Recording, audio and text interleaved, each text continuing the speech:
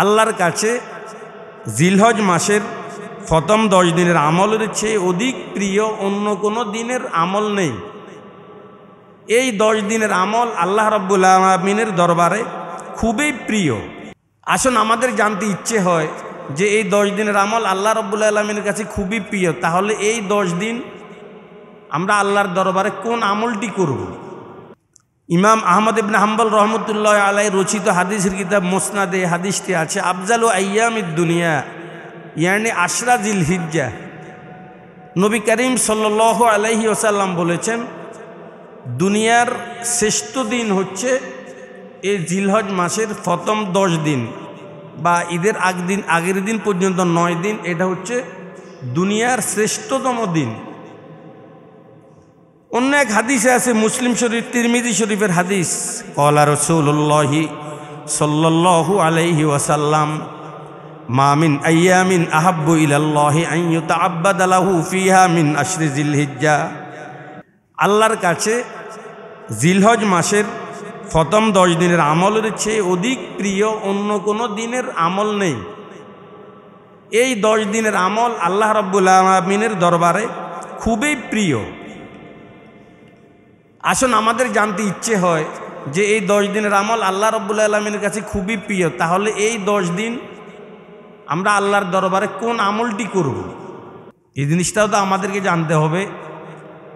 আমি নাম্বার ওয়ারি 5টি আমলের কথাই আপনাদের সম্মুখে বলবো, আপনারা মনোযোগ সহকারে শুনবেন। এই 5টি আমল এই 10 দিনে বেশি বেশি করে করবেন। নাম্বার 1, নবী করিম সাল্লাল্লাহু আলাইহি ওয়াসাল্লাম বলেছেন, মুসলিম শরীফের হাদিস, মান রাআ হিলালা জিলহিজ্জা ওয়া আরাদা আন ইউজাহিয়া ফালা ইয়াখুজ মিন শারিহি ওয়ালা মিন আসফারি। নবী করিম সাল্লাল্লাহু আলাইহি ওয়াসাল্লাম বলেছেন, আমার যে উম্মত কোরবানি করবে তার জন্য জিলহজ মাসের চাঁদ উঠার পর থেকে নিয়ে কোরবানি করার আগ পর্যন্ত চুল, নখ, গোঁফ, অবাঞ্ছিত লোমকেশ ইত্যাদি না কাটা 1 নাম্বার আমল।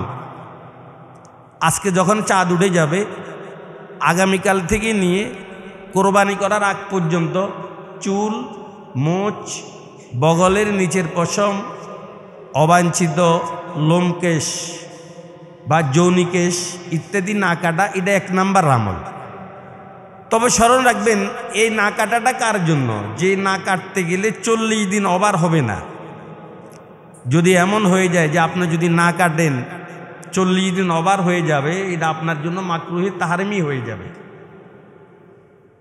বলে 1 নাম্বার আমল কি পেলাম? আগামীকাল থেকে কোরবানি করার আগ পর্যন্ত চুল, নখ, মোচ, অবাঞ্ছিত লোমকেশ, যৌনিকেশ এগুলো কাটা যাবে না। 1 নাম্বার আমল। এই হাদিস দ্বারা বোঝা যায় এই আমলটি যেই কোরবানি করবে শুধু তার জন্যই প্রযোজ্য। যে মাত্র কোরবানি করবে তার জন্যই এই আমলটি প্রযোজ্য, এই হাদিস দ্বারা বোঝা যায়। কিন্তু অন্য একটি হাদিস, আব্দুল্লাহ ইবনে ওমর রাদিয়াল্লাহু তাআলা আনহু এক পথ দিয়ে যাচ্ছিলেন, প্রতিমধ্যে দেখলেন একজন মহিলা তার বাচ্চার মাথার চুল কাটছে। এই 10 দিনের ভিতরে তার বাচ্চার মাথার চুল কাটছে। তখন আব্দুল্লাহ ইবনে ওমর রাদিয়াল্লাহু তাআলা আক্ষেপ করে বলেছেন, ফাকালা লাউ আখারতিহি ইলা ইয়াউমিন নাহার কানা আহসান। ও মহিলা, তুমি যে 10 দিনের ভিতরে তোমার বাচ্চার চুল কাটছ, যদি এই 10 দিনের ভিতরে না কেটে কোরবানির পরে কাটতে, এটা তোমার জন্য অনেক ভালো হতো। তার মানে তুমিও একটি পূর্ণ কোরবানির সওয়াব পেতে এবং তোমার এই বাচ্চাটাও একটি পূর্ণ কোরবানির সওয়াব পেতে। এই হাদিস দ্বারা বোঝা যায় এই আমলটি যে কোরবানি করবে শুধু তার জন্য না, প্রতিটি মুসলমানের জন্যই এই আমলটি প্রযোজ্য। যে কোরবানি করবে তার জন্য এই আমল, যার উপরে কোরবানি ওয়াজিব হয় নাই তার জন্য এই আমল। একজন সাহাবী নবী করিম সাল্লাল্লাহু আলাইহি ওয়াসাল্লামকে বলেছেন, ইয়া রাসূলুল্লাহ, আরাইতা ইল্লাম আজিদ ইল্লা মানিহাতান উনসা আফা উজাহি। আরবে একটি নিয়ম ছিল, যার কাছে উষ্টি অধিক পরিমাণে থাকতো, তখন একজন আরেকজনকে এই জন্য দিতেন যে তুমি আমার এই উষ্টির দুধ দহন করে খাবে দুধের মেয়াদ শেষ হলে আবার আমার উষ্টিটা আমাকে দিয়ে দিবে, এটাকে মানিহা বলা হয়। হুজুর কোরবানির এই ফজিলত আমার কাছে তো আছে শুধু মানিহা, মানে অন্যের দেওয়া একটি উষ্টি যেটা আমাকে শুধুমাত্র দুধ দহন করে খাওয়ার জন্য দিয়েছে, মালিকানা আমার নয়, মালিকানা হচ্ছে অন্যের। এই প্রাণীটা কি আমি কোরবানি দিতে পারবো? এটা একবার সোজা কথা, অন্যের প্রাণী আপনি কিভাবে কোরবানি দেন? তখন এই লোকটাকে বিকল্প হিসাবে নবী করিম সাল্লাল্লাহু আলাইহি ওয়াসাল্লাম বলেছেন, ক্বালা ওয়ালাকিন তাখুজ মিন শারিকা ওয়া আসফারিকা ওয়া তাকুসু শারিবাক ওয়া তাহলিক আনাতাক ফাতালিকা জালিকা তামামু উযহিয়াতিক ফাতিলকা তামামু উযহিয়াতিক। নবীজি বলেছেন, না, অন্যের গরু তুমি কিভাবে কোরবানি দিবে? তো কোরবানি দেওয়ার প্রাণী তোমার কাছে নেই, এই জন্য তুমি আক্ষেপ করছো। কোরবানির সওয়াব পাবে এই জন্য একটি বিকল্প আমল তোমাকে দিচ্ছি। চাঁদ উঠার পর থেকে নিয়ে কোরবানি করার আগ পর্যন্ত তুমি তোমার চুল, মোচ, বগলের নিচের পশম, অবাঞ্ছিত লোমকেশ, যৌনিকেশ ইত্যাদি তুমি কাটবে না। কোরবানির প্রাণী জবাই করার পরে গিয়ে কাটবে। এই আমলটুকু যদি তুমি করতে পারো, আল্লাহ রব্বুল আলামিন তোমাকে পূর্ণ একটি কোরবানির সওয়াব দান করবে। এতটুকু আলোচনা দ্বারা আমরা কি বুঝেছি? যাদের চুল, নখ, মোচ কাটার প্রয়োজন, আমরা রিক্সে যাব না, যেহেতু আজকেও চাঁদ উঠে যেতে পারে।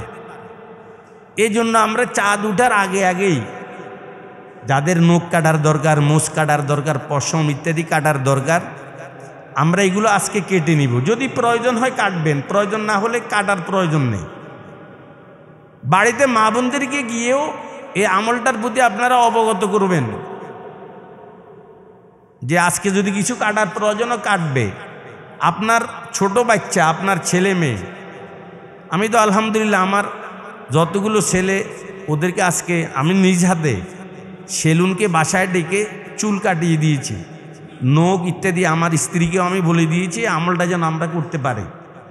সবাই আপনার ফ্যামিলিতে যারা কোরবানি ওয়াজিব তারাও এই আমলটি করবে, যাদের উপরে কোরবানি ওয়াজিব নেই তারাও এই আমলটি করবে। যা কাটার প্রয়োজন আজকে কেটে নেবেন। কোরবানির পশু জবাই করার আগ পর্যন্ত আর এগুলো কাটা যাবে না। যখন পশু জবাই হয়ে যাবে তখন গিয়ে এগুলো আপনারা কাটবেন। 1 নম্বর আমল এই 10 দিনের। দ্বিতীয় নম্বর আমল, নবী করিম সাল্লাল্লাহু আলাইহি ওয়াসাল্লাম বলেছেন, ফাকসিরু ফিহিন্নাত তাহলিল ওয়াত তাকবীর ওয়াত তাহমিদ। ও আমার সাহাবীরা, এই 10 দিনে তোমরা অধিক পরিমাণে লা ইলাহা ইল্লাল্লাহ, আল্লাহু আকবার, আলহামদুলিল্লাহ এই জিকিরগুলো করবে। এই 10 দিনের দ্বিতীয় নাম্বার আমল নবীজির পবিত্র জবানের বাণী লা ইলাহা ইল্লাল্লাহ, এই জিকির 99 বার পর্যন্ত করবেন। 100 বার যখন হবে তখন পুরোটা লা ইলাহা ইল্লাল্লাহু মুহাম্মাদুর রাসূলুল্লাহ, আলহামদুলিল্লাহ, আল্লাহু আকবার, আল্লাহু আকবার। যা পারেন জিকির, এটা এমন একটি আবাদত, এই আবাদতের জন্য ওযুর প্রয়োজন হয় না, মসজিদের প্রয়োজন হয় না। 3 সময় নামাজ পড়া নিষেধ, কিন্তু ওই 3 সময়ও জিকির করা যায়। দাঁড়িয়ে নামাজ পড়তে হয়, ওজর ছাড়া বসে নামাজ পড়লে নামাজ হয় না, আপনি বসেও জিকির করতে পারেন। আল্লাহ পাক কোরআনেও বলেছেন, আল্লাযীনা ইয়াযকুরুনাল্লাহা কিয়ামান ওয়া কুউদান ওয়া আলা জুনুবিহিম, যারা দাঁড়িয়ে বসে শুয়ে আল্লাহর জিকির করে। হজের জন্য জিলহজ মাস লাগে, এর আগে হজ করলে হজ হয় না, কিন্তু জিকিরের জন্য কোনো মাস লাগে না। কোরবানির জন্য জিলহজ মাস লাগে, জিলহজ মাসের আগে পরে কোরবানি করলে হয় না, কিন্তু জিকির এটা কি জিলহজ মাসের সাথে সম্পর্কীয় ইবাদত না 12 মাসের যে কোনো সময় করা যায়? রাত্রে 3টা বাজে যদি কেউ জোহরের নামাজ পড়ে, এটা কাজা ছাড়া আর কিছুই হবে না, কিন্তু জিকির করতে পারেন। জিক্রে গো জিক্রে গো জিক্রে তোরা জানাস, জিক্রে গো জিক্রে গো জিক্রে তোরা জানাস, দিলরা জিন্দা কুনি বজিক্রে রহমানাস। আল্লাহ আল্লাহ ইঞ্চে শিরিন আস্ত নাম, শের শক্কর মিশাওয়াত জানম তামাম। ফাতলু বিলিসানান বিজিক্রিল্লাহে জারিয়াতান, ফাতলু বিলিসানান বিজিক্রিল্লাহে জারিয়াতান, ফায়াতমা ইন্না বিহি কলবু ওয়া আজাউ, ফায়াতমা ইন্না বিহি কলবু ওয়া আজাউ। দনে জনে প্রাসাদ লনে শান্তি কোথাও পাবে না, ধরার বুকে জিকির হলো শান্তি সুখের ঠিকানা। কি যে সুখ জড়িয়ে আছে প্রভু তোমার নামে, কাটার বিছানাতেও ঘুম এসে যায় শান্তি ও আরামে। সুখে সন্তাপে জীবনের বহুবাকে অসহায় আমি, ভুলিনি তোমায় ভুলবো না প্রভু হে অন্তর্যামী। আল্লাহর কাছে এমন একটি জিহ্বা চান, ওগো আল্লাহ আমাকে এমন একটি জিহ্বা দান করুন যে জিহ্বা সব সময় তোমার জিকিরের তরুতাজা থাকে। এটা বহুত বড় একটি ধন, জিকির সব সময়। এই 10 দিনের দ্বিতীয় নাম্বার আমল, আমরা অধিক পরিমাণে জিকির করব। যে জিকির আপনি পারেন, যে জিকিরটাই আপনি পারেন আপনি জিকির চালু রাখবেন। আল্লাহু আকবার যখন বলবেন, আল্লাহকে হাজির নাজির জেনে বলবেন আল্লাহ তুমি বড়। আল্লাহু আকবার মানে আল্লাহ তুমি বড়।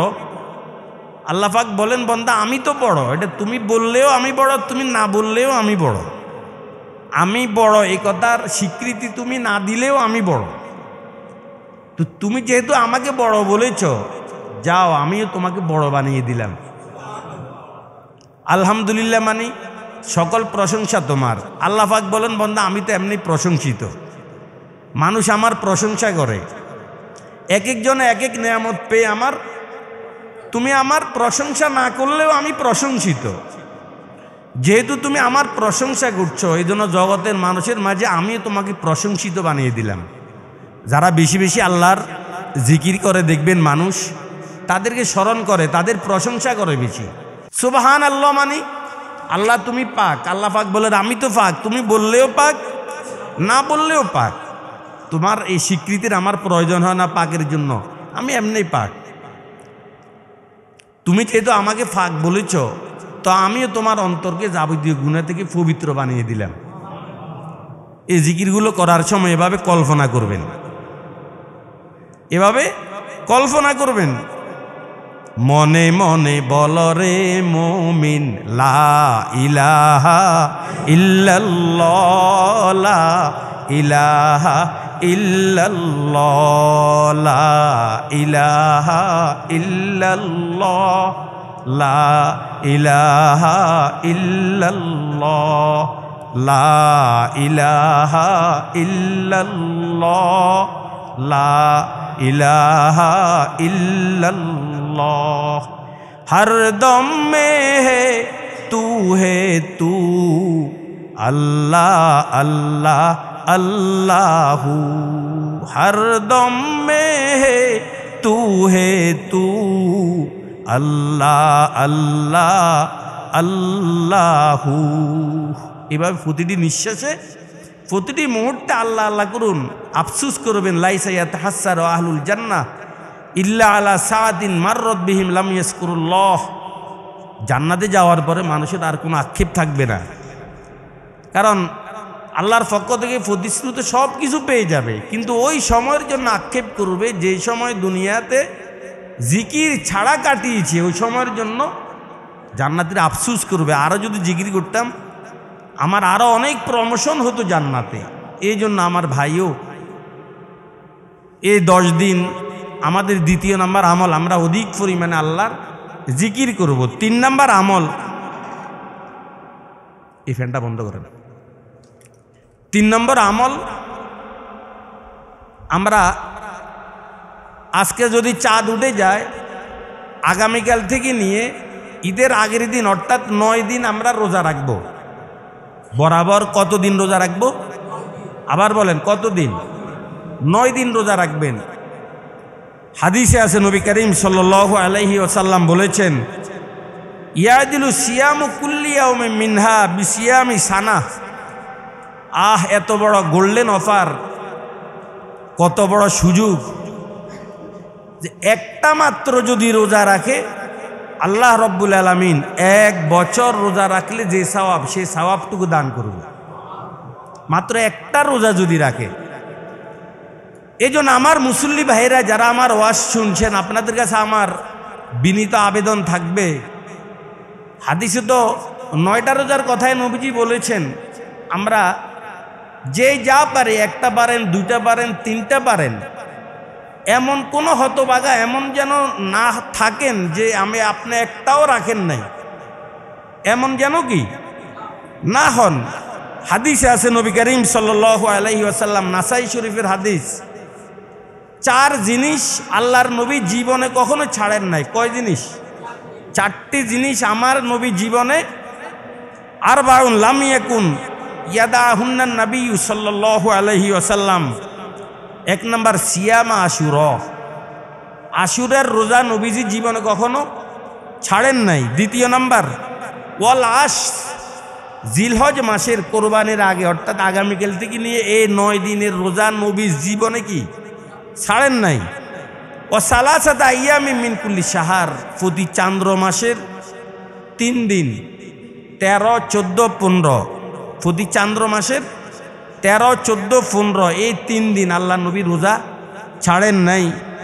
ওরাকাতাইন কবলাল গদাত, এবং ফজরের আগে 2 রাকাত সুন্নত আল্লাহর নবী জীবনে কখনো, কি বুঝলেন, যে আমলটা আল্লাহর নবী জীবনে ছাড়ে নাই, এই আমলটা কি গুরুত্বপূর্ণ না অনেক নরমাল?